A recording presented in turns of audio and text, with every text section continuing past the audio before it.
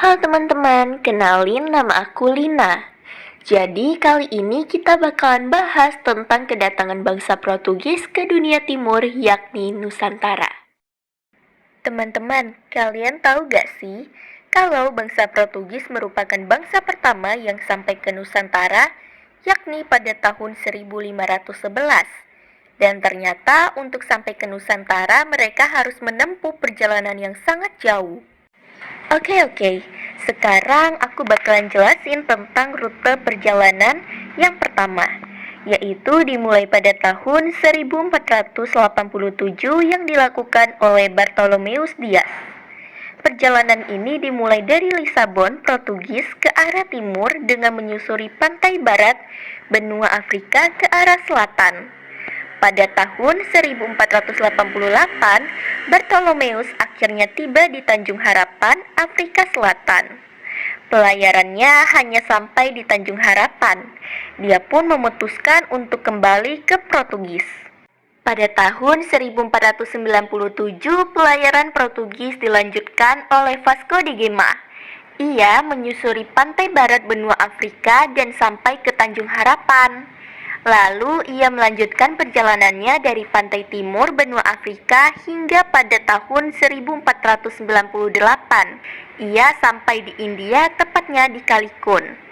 Perjalanan ini dianggap sebagai penemuan pertama rute laut dari Eropa ke India untuk menggantikan rute darat yang disebut Jalur Sutra.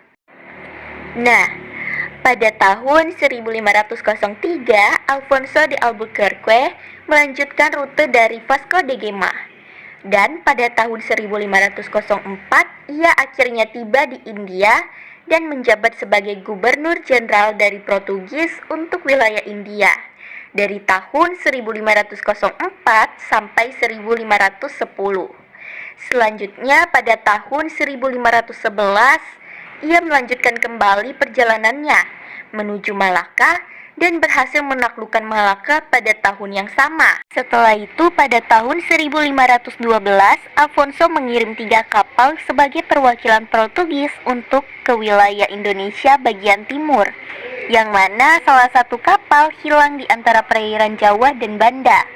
Namun 2 kapal lainnya berhasil tiba di Maluku. Kapal yang dipimpin oleh Francisco Pizarro berhasil mendarat di Hitu, sementara kapal yang dipimpin oleh Antonio de Abarré berhasil mendarat di Ternate. Di sana mereka disambut oleh kerajaan Ternate dengan baik karena pada saat itu Ternate dan Tidore sedang mengalami perselisihan, sehingga Ternate membutuhkan bantuan Portugis untuk melawan Tidore. Oleh karena itu, Portugis dan Ternate menjadi sekutu. Nah teman-teman, tadi kan kita udah bahas tentang rute perjalanan kedatangan Portugis ke Nusantara.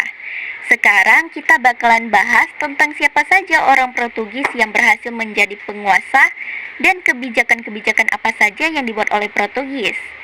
Jadi, orang Portugis yang sempat menjadi penguasa di Indonesia adalah Alfonso de Albuquerque. Selain itu, ada pun beberapa tokoh Portugis yang terlibat dalam kekuasaan dan ekspedisi Portugis di Indonesia, terutama di Maluku, yakni Francisco Pizarro, Antonio de Abarré, Jorge de Brito, dan Cristo de Artedi. Nah, ada pun kebijakan-kebijakan yang dibuat oleh Portugis, seperti yang pertama, monopoli perdagangan rempah-rempah. Portugis menerapkan kebijakan monopoli perdagangan rempah-rempah di Maluku, terutama cengkih dan pala. Mereka berusaha untuk mengendalikan seluruh jalur perdagangan rempah dengan menetapkan peraturan bahwa hanya mereka yang boleh membeli rempah-rempah dari penguasa lokal. Hal ini dilakukan dengan memaksa perjanjian kepada penguasa-penguasa di Ternate dan Tidore. Kebijakan ini seringkali menyebabkan ketegangan dengan penguasa lokal yang merasa dirugikan, serta konflik dengan para pedagang Arab, India, dan Asia lainnya yang sebelumnya telah menguasai perdagangan di kawasan tersebut. Kebijakan yang kedua adalah aliansi dengan penguasa lokal. Dalam upaya memperkuat pengaruh mereka, Portugis sering membentuk aliansi dengan penguasa lokal, terutama di Ternate dan Tidore. Sebagai imbalannya, Portugis memberikan dukungan militer kepada penguasa lokal untuk menghadapi musuh-musuh mereka. Salah satu contohnya adalah hubungan erat antara Francisco Serro dan Sultan Ternate. Tujuan dari kebijakan ini adalah untuk memanfaatkan perpecahan antara kerajaan-kerajaan lokal sehingga memperkuat posisi Portugis. Adapun kebijakan ketiga yang diterapkan oleh Portugis yakni kebijakan Kristenisasi. Selain memperkuat kendali politik dan ekonomi, Portugis juga ingin memperkuat pengaruh agama Katolik di wilayah kekuasaan mereka. Mereka membawa misionaritis untuk menyebarkan agama Kristen kepada penduduk lokal. Salah satu tokoh penting dalam penyebaran agama Katolik di Indonesia adalah Franciscus Xaverius, yang merupakan minorisis Jesuit yang datang ke Maluku pada tahun 1546. Selain itu, adapun kebijakan tentang pajak dan upeti. Untuk memperkuat kontrol ekonomi mereka, Portugis juga memperlakukan pajak dan upeti kepada penduduk lokal. Mereka memaksa para pedagang dan penguasa lokal untuk membayar pajak dalam bentuk rempah-rempah atau barang-barang berharga lainnya. Nah, teman-teman, dengan adanya kebijakan-kebijakan tersebut, ternyata terdapat beberapa perlawanan dari daerah-daerah yang dikuasai oleh Portugis, seperti perlawanan pada Sultan Ternate dari tahun 1512 sampai 1575.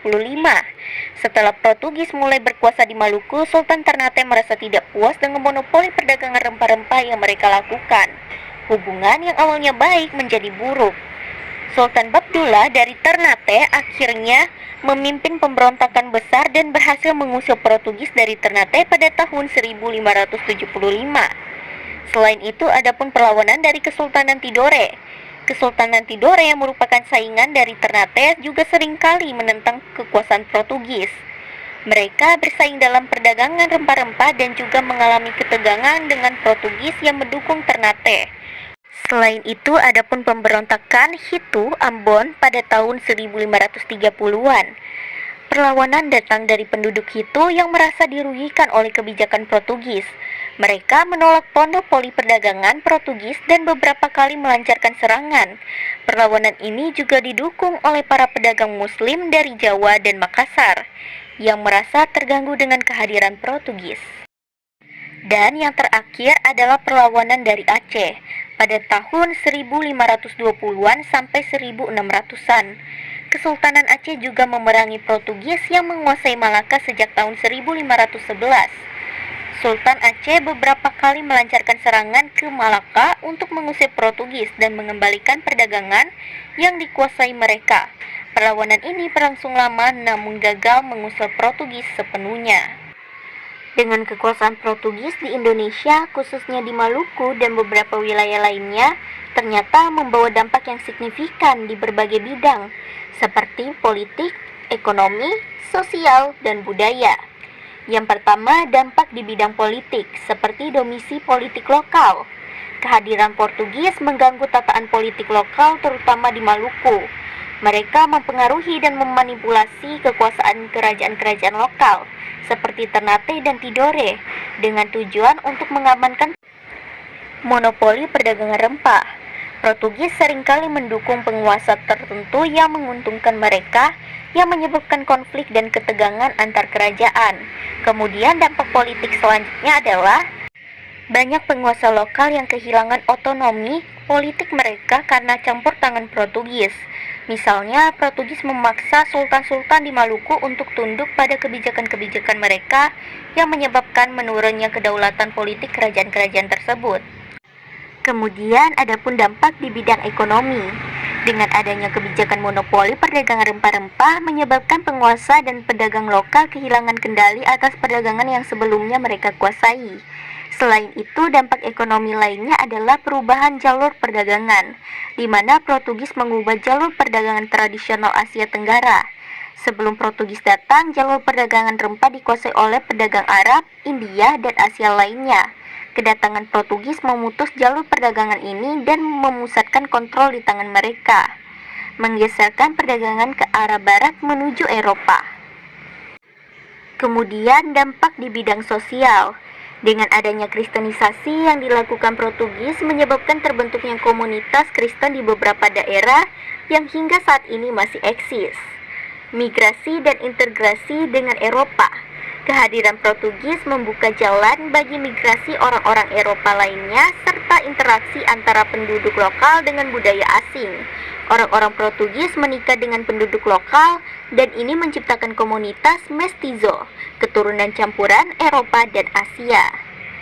Nah, dampak yang terakhir itu adalah dampak di bidang budaya. Yang pertama itu ada introduksi bahasa dan budaya Eropa. Kehadiran Portugis memperkenalkan beberapa unsur budaya Eropa di Indonesia, termasuk dalam hal bahasa. Beberapa kata dari bahasa Portugis masih digunakan dalam bahasa Indonesia dan bahasa daerah, terutama di wilayah-wilayah yang pernah mereka kuasai, seperti Maluku. Selain itu, pada bidang budaya, Portugis juga memberikan pengaruh pada musik dan seni, khususnya pada musik tradisional di wilayah Maluku.